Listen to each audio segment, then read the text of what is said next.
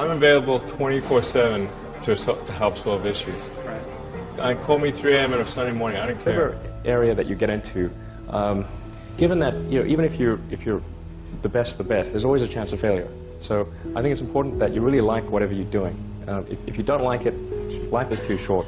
I'd say, and also if you like what you're doing, you think about it even when you're not working. I mean, it's something that your mind is drawn to, and if you don't like it, you just really can't make it work, I think. Creating a company is almost like having a child. So it's sort of like, how do you say your child should not have food? So once you have the company, you have to feed it and nurse it, and take care of it, even if it ruins you. Yeah. Starting a business, I'd say, number one is have a high pain threshold. That's it. There's a friend of mine who's got a good saying, which is that starting a company is like eating glass and staring into the abyss. Okay, that's generally what happens, because when you first start a company, there's lots of optimism and things are great, and then so happiness at first is high. Then you encounter all sorts of issues, and happiness will steadily decline, and then you'll go through a whole world of hurt. And then eventually, if you succeed, and in most cases you will not succeed, and Tesla almost didn't succeed, came very close to failure.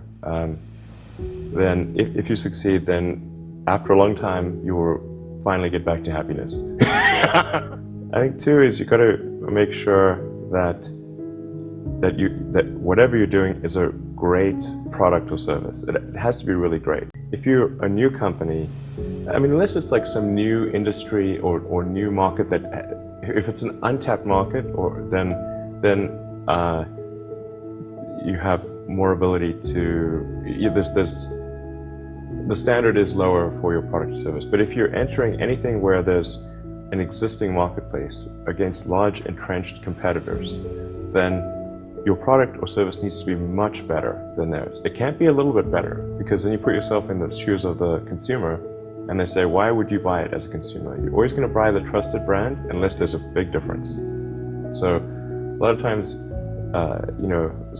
entrepreneur will come up with something which is only slightly better. And it can't just be slightly better. It's got to be a lot better. Number three, I'd say, is constantly seek criticism.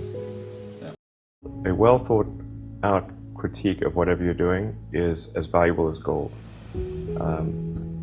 And you should seek that from everyone you can, but particularly your friends. Usually your friends know what's wrong, but they don't want to tell you because they don't want to hurt you. So they'll say, oh, I would encourage my friend, so I'm not going to tell him what I think is wrong with this product. It doesn't mean your friends are right, but very often they are right.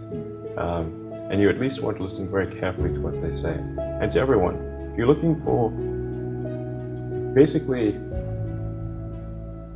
you should take the approach that you're wrong. That you, the entrepreneur, are wrong. Your goal is to be less wrong.